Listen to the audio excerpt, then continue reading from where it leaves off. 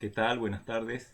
Bienvenidos a esta nueva clase de la asignatura Complementos de Análisis para la carrera de Profesorado en Matemática, en la que vamos a continuar viendo al plano complejo y sus caracterizaciones desde distintos puntos de vista.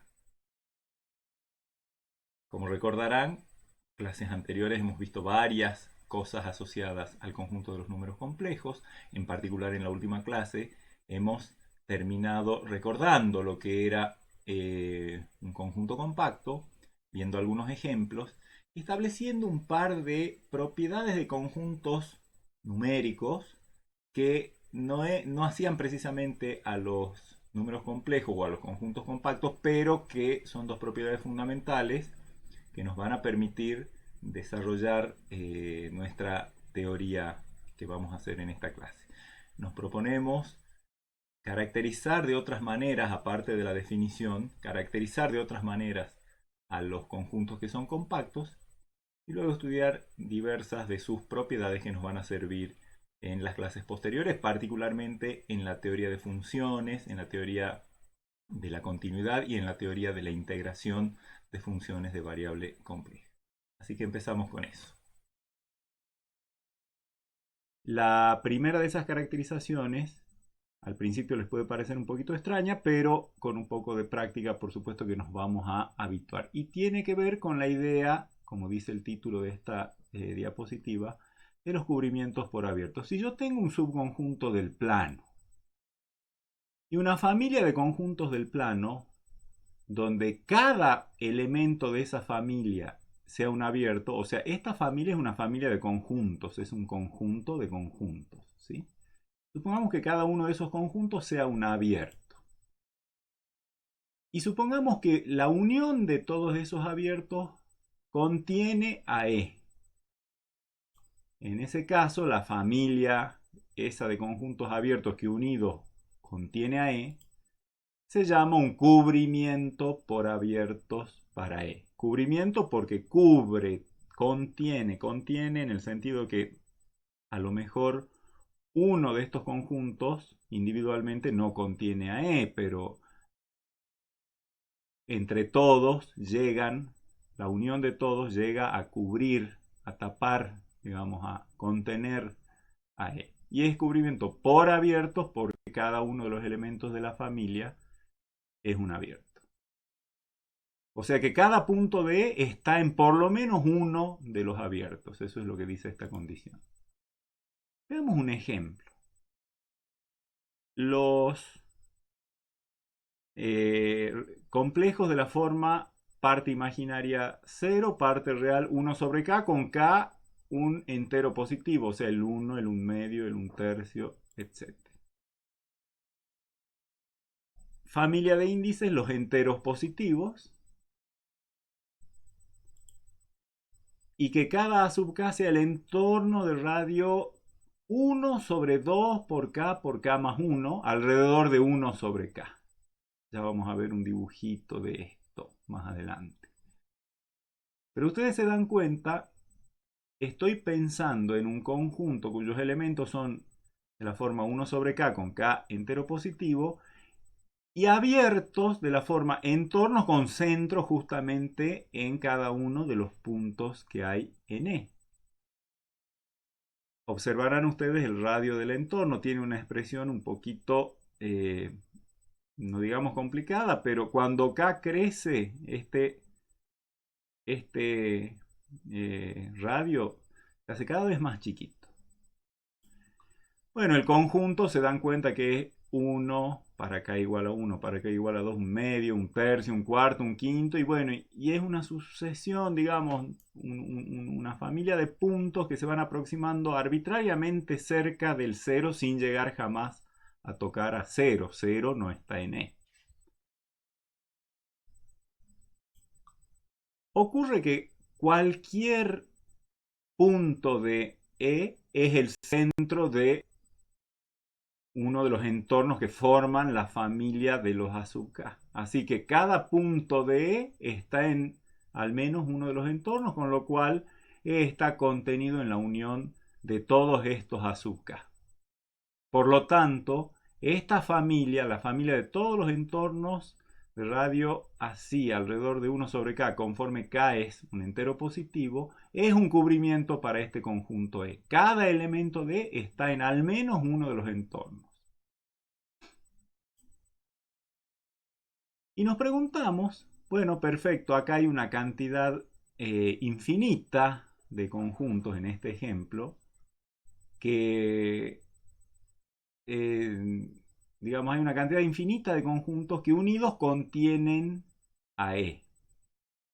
¿Habrá alguna subfamilia finita que también lo cubra a E? O sea, con subfamilia nos referimos a de todos los miembros de la familia que constituyen el cubrimiento de todos esos conjuntos, elegir una cantidad finita y conservar esa propiedad de seguir cubriéndolo a E.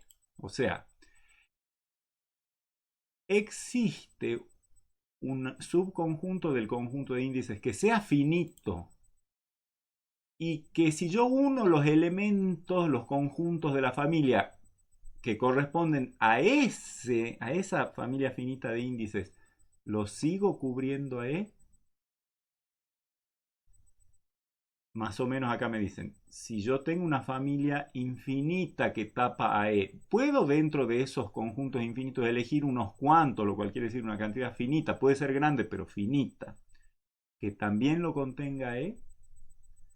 Si existe al menos una selección de conjuntos dentro de la familia que unidos lo tapan a E, esa subcolección, o sea, esto también es un conjunto de conjuntos donde cada conjunto acá también es un conjunto de acá, pero una cantidad finita hay acá porque el lambda prima es finito.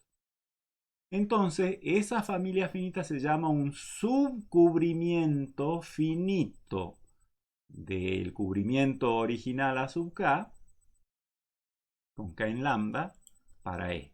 O sea, sub porque es una subfamilia. Esto es una colección de conjuntos que también están todos acá, pero solo son una cantidad finita, por eso decimos subcubrimiento finito de esta familia, o podríamos haber dicho A sub K con K en lambda prima, se dice una subfamilia finita, pero hay que conservar la idea de que los miembros de esa familia finita unidos también cubren a E. Entonces es un subcubrimiento para E. Y es un el sub apunta a que los miembros de esta familia son también miembros de esta familia. Cubrimiento porque tapan a E. Y finito porque tiene una cantidad finita de miembros, de elementos, de conjuntos. Acá fíjense, en este ejemplo tenemos una cantidad infinita de conjuntos que unidos tapan a E. Yo me pregunto, apuntando a esta misma cuestión, ¿habrá alguna familia finita de estos entornos que unidos tapen a E? Y esa pregunta me la hago en general. Cuando yo tengo un cubrimiento por abiertos para un conjunto E, ¿ese cubrimiento por abierto admite un subcubrimiento finito para ese mismo conjunto? Es decir, del cubrimiento, ¿hay una manera de elegir una cantidad finita de conjuntos que unidos lo tapen a E? Esa es la pregunta. La respuesta es, veamos el ejemplo. En este ejemplo nos va a ayudar ver más en detalle qué pasa alrededor de un punto genérico 1 sobre K del conjunto. Justamente el radio del entorno está elegido para ser igual a la mitad de la distancia desde 1 sobre K hasta 1 sobre K más 1. La sucesión de puntos 1 sobre K, la distancia que hay entre 1 sobre K y 1 sobre K menos 1 es más grande que la distancia que hay entre 1 sobre K y 1 sobre K más 1. Entonces, lo que sí es claro es que 3 puntos consecutivos están bien separados, 2 puntos consecutivos, o sea, los valores de K correspondientes los puntos correspondientes a 2 valores consecutivos de K están separaditos. Y justamente este radio, hagan las cuentas, equivale a la distancia entre 1 sobre K y 1 sobre K más 1. Si restan 1 sobre K menos 1 sobre K más 1, les da exactamente 1 sobre K por K más 1. Y la mitad de esa distancia es justamente el radio del entorno.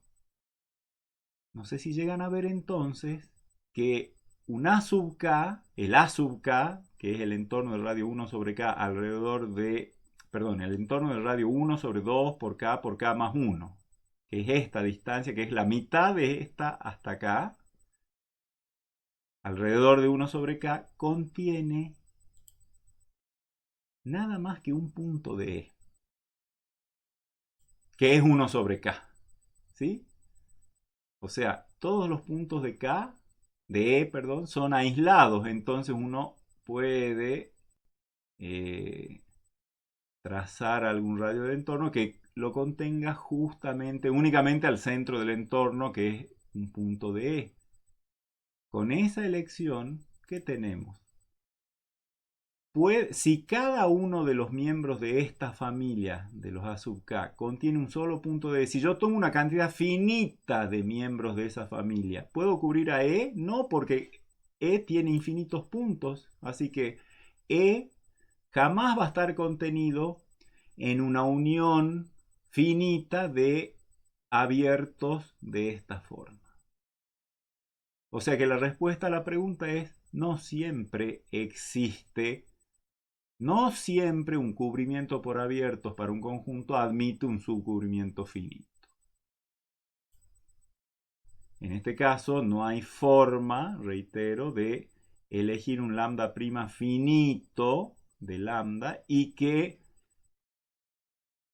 tome los elementos, los abiertos que corresponden a esos K en esa familia finita y que al unirlos me tapen, me cubran a E. No hay forma por este argumento que acabo de ver. Cada uno de estos conjuntos tiene un solo punto de E, una cantidad finita unida va a contener una cantidad finita de puntos de E y jamás lo va a cubrir a todo E porque E es infinito.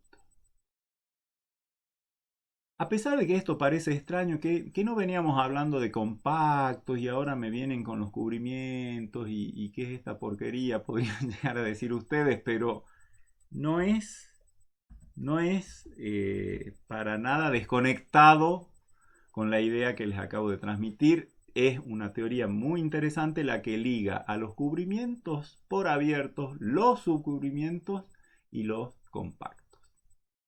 Vamos allá.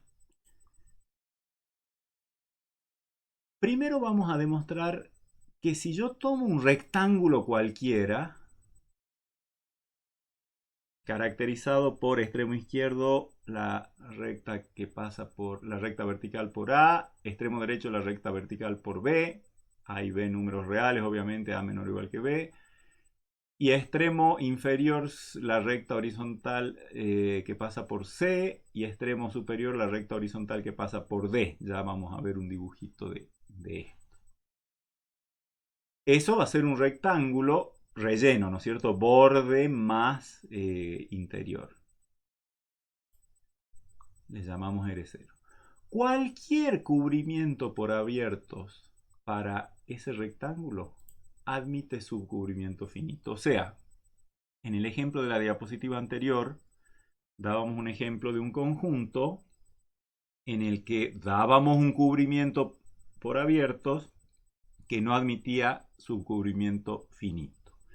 Ahora estamos enunciando algo fortísimo. Estamos diciendo que cuando tengas un rectángulo, cualquier cubrimiento por abiertos de ese rectángulo admite subcubrimiento finito. La demostración es astuta, diría yo, y es un tipo de construcciones que vamos a ver unas cuantas veces a lo largo del curso. Acá está el dibujo del rectángulo, ¿sí? Digamos que es un rectángulo con lados paralelos a los ejes, desde A hasta B, como decía hace un rato, y de C hasta D. Ese es R0, está marcado con gris ahí. Con delta está marcada la medida, en realidad, de la diagonal. O sea, delta es la distancia entre el complejo AC, que sería el vértice inferior izquierdo, y el vértice superior derecho, que es el complejo BD. La medida, el módulo de la diferencia de esos complejos da la medida de la diagonal. ¿Se imaginan ustedes que justamente esa diagonal, esa medida de la diagonal es el diámetro del conjunto. Es decir, no hay chance de que dos puntos dentro del rectángulo estén a distancia mayor que la diagonal. ¿Sí? Justamente este es un caso en el que la distancia máxima se alcanza y se alcanza justo para dos vértices opuestos del rectángulo. Pero cualquier otra parejita de puntos que yo tome va a tener distancia desde un punto hasta otro menor o igual que la medida de la diagonal, delta. Entonces miren lo que tenemos que demostrar. Que si yo tomo una familia de abiertos que tapan, cubren su unión entre todos unidos, cubren a este rectángulo R0, seguro que puedo elegir una cantidad finita de esos abiertos que también lo tapan a R0. Eso es lo que tengo que demostrar, que cualquier cubrimiento por abiertos admite subcubrimiento finito. Entonces lo mejor sería tomar un cubrimiento por abiertos, digamos, le llamemos a sub k con k en lambda, no ponemos condiciones a lambda, por lo tanto puede ser cualquier cubrimiento con cada sub k abierto, o sea, y de modo que la unión de los elementos de esa familia de conjuntos cubra, tape a E. Y supongamos que no hay tal subcubrimiento finito.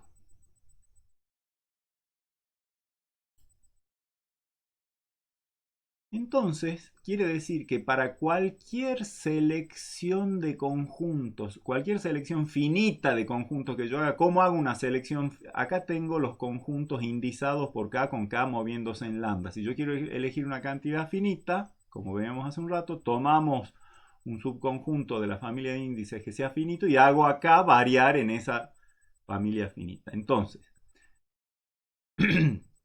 vamos a suponer que para todo lambda prima subconjunto de lambda que sea finito, se tiene que la unión de los elementos de esa familia finita no tapa a R0.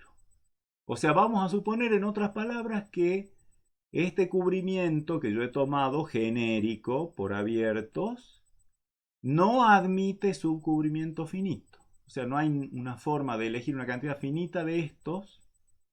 Entre todos sí lo tapan a E, pero no hay una forma de elegir una cantidad finita de abiertos, de esos abiertos, que lo tape a E. A esa la vamos a llamar suposición S, y vamos a ver que el solo hecho de suponerlas nos conduce a una contradicción. Con lo cual, por supuesto que va a quedar demostrado, y la culpable de la contradicción va a ser la suposición S. Así que vamos a hacer todo bien. Y si hacemos todo bien y llegamos a una contradicción, quiere decir que la suposición S no puede ser cierta y es cierta su negación, que es que sí existe un subcubrimiento finito para el rectángulo dentro de esta familia. Entonces, fíjense cómo vamos a hacer una construcción. Vamos a construir una serie de rectángulos. Al rectángulo original R0 lo vamos a dividir por sus mitades, o sea, vamos a dividirlo en 4 rectángulos iguales, trazando el lado vertical que pasa por la mitad de los lados horizontales y el lado horizontal que pasa por la mitad de los lados verticales. Se nos van a quedar generados 4 rectángulos. Acá cada uno de estos representa el respectivo borde con su relleno. Entonces, a R0 lo hemos dividido entre 4 rectángulos. Los rectángulos se tocan en esos lados. Y tiene que ocurrir, recuerden que el R0 era cubierto por la unión de todos los A sub K, de todos, pero que no había una subfamilia finita de los A sub K que cubra a todo R0. Eso quiere decir que uno de estos 4 rectángulos, ya sea el R01 o el R02 o el R03 o el R04, al menos uno de ellos no es cubierto por ninguna subfamilia finita de los A sub k con k en lambda. O sea, uno de estos cuatro por lo menos cumple que para toda elección finita de los A sub k, la unión de los A sub k con k en esa colección finita no cubre al rectángulo R0J, digamos, el 01, 02, 03 o 04. ¿Por qué es eso? Y porque miren, si alguna familia finita de los A sub k cubriera a R01, otra familia finita cubriera a R02, otra familia finita cubriera a R03 y otra familia finita cubriera a R04, la unión de los conjuntos correspondientes a las cuatro familias me daría una familia finita más grande que contiene a todo el rectángulo, pero estamos suponiendo que no hay una colección finita de los A sub k que tapa al rectángulo R0. Esa era la hipótesis, la suposición S. Así que en realidad la suposición S se traslada a por lo menos uno de estos rectángulos. Podrían ser los cuatro, pero con total seguridad que al menos uno cumple con que no hay una subfamilia finita de los A sub k con k en lambda que cubra a ese rectángulo. A ese rectángulo le vamos a llamar R1. Veamos una figurita. Supongamos que haya sido este, el R03. Bueno, ese va a ser nuestro R1. Fíjense que hemos generado entonces a partir de R0, que no había forma de elegir una cantidad finita de A sub k que lo tapen, hemos encontrado un R1 subrectángulo, borde más interior, y por lo tanto contenido en R0, tal que no hay ninguna subfamilia finita de los A sub k del cubrimiento original que lo cubre a R1. A R1 le vamos a hacer el mismo trabajo, lo vamos a dividir en 4, R11, R12, R13, R14, y por la misma razón que hemos visto acá, tiene que haber alguno de estos cuatro que tiene que ser que alguno de estos cuatro no pueda ser cubierto por una subcolección finita de los A sub k. Porque si los cuatro fueran cubiertos cada uno por una subcolección finita, tendría cuatro subcolecciones finitas, la unión de todas ellas me da una subcolección finita y taparían a R1, pero ya sabemos que R1 tenía esa característica de que no. O sea que de estos cuatro hay uno de ellos tal que no es cubierto por ninguna subfamilia finita de los A sub k. Le llamamos R2 a ese rectángulo. Si hay varios, elijo uno. Le llamamos R2. Y entonces, bueno, por ejemplo, qué sé yo, que haya sido este de acá. Entonces, de un R0 he pasado a un R1, luego he construido en realidad un R1, luego he construido un R2, y si aplico este razonamiento a R2 y así sucesivamente, voy a poder generar una familia de rectángulos que cumple cada uno de ellos lo siguiente. Rn contiene a Rn más 1. Fíjense, R0 contenía R1, R1 contenía R2 y así sucesivamente. O sea que es una familia de rectángulos rellenos encajados.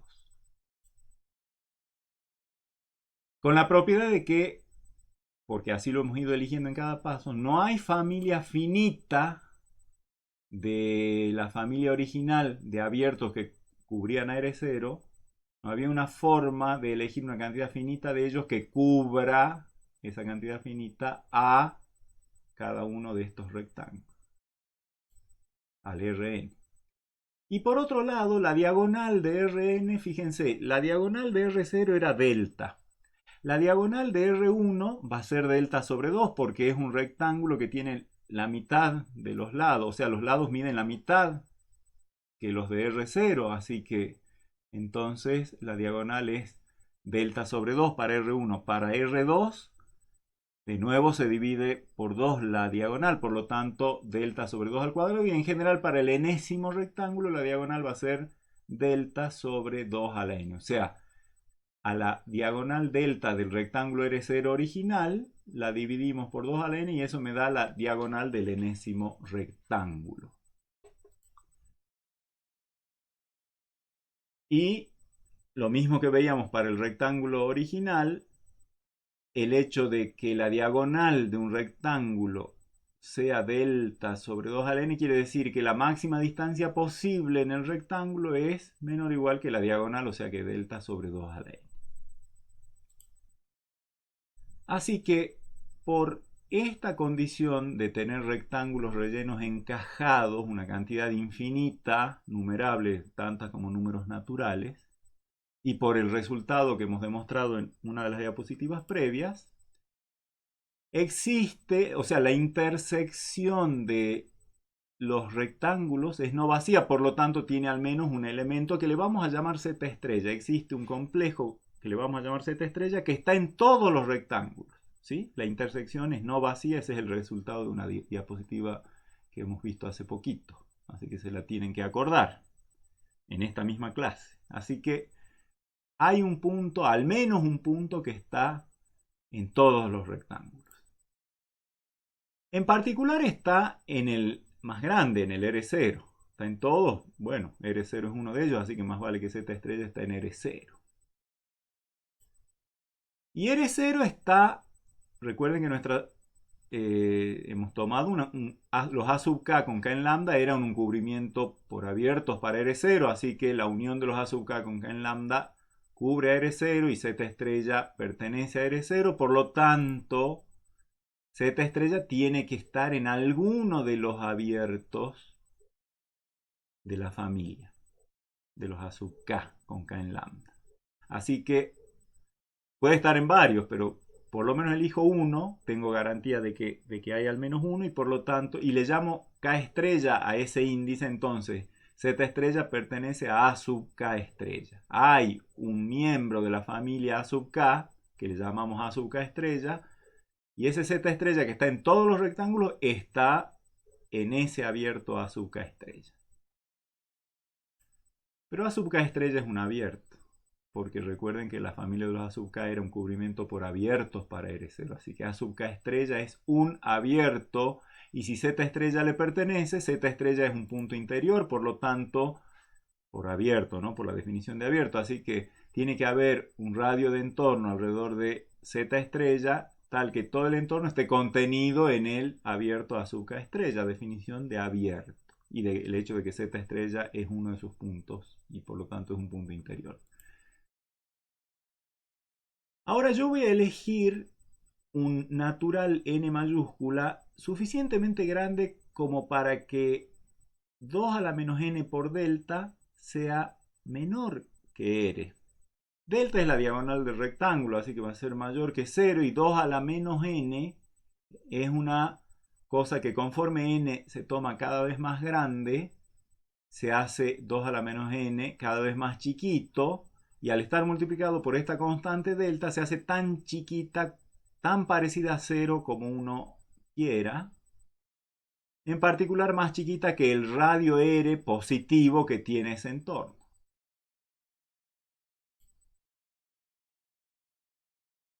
Así que fíjense qué va a pasar por C. C me decía que todos los puntos en cualquier rectángulo están a distancia menor o igual que la diagonal del rectángulo, del enésimo rectángulo. Voy a pensar en el rectángulo en n mayúscula, en el r n mayúscula. Va a ocurrir, fíjense, el Z estrella está en todos los rectángulos, por lo tanto Z estrella está en r n mayúscula. Y si yo tomo cualquier otro elemento W del rectángulo relleno, por esto que dice acá, la distancia entre W y Z estrella va a ser menor o igual que la diagonal del rectángulo Rn, que es delta sobre 2 a la n. Pero este número, por elección de n, es menor que r. Moraleja de eso, todo punto del rectángulo está a distancia de z estrella menor que r, por lo tanto Rn, todo el rectángulo relleno, está contenido en el entorno de radio r alrededor de z estrella, que es un subconjunto de A sub K estrella. Así lo hemos elegido a R. Por lo tanto, fíjense, si yo tomo lambda prima finito, más que finito con un solo elemento que sea justito ese K estrella, voy a tener que lambda prima es un subconjunto de lambda porque K estrella está en lambda. Así que esto es un subconjunto finito de lambda. ¿Sí? Lambda prima es finito. ¿Y qué me da la unión con K en lambda prima de los A sub K? Bueno, en lambda prima hay una sola posibilidad, que es K estrella. Así que esta aparente unión en realidad corresponde a un solo conjunto que es el A sub K estrella.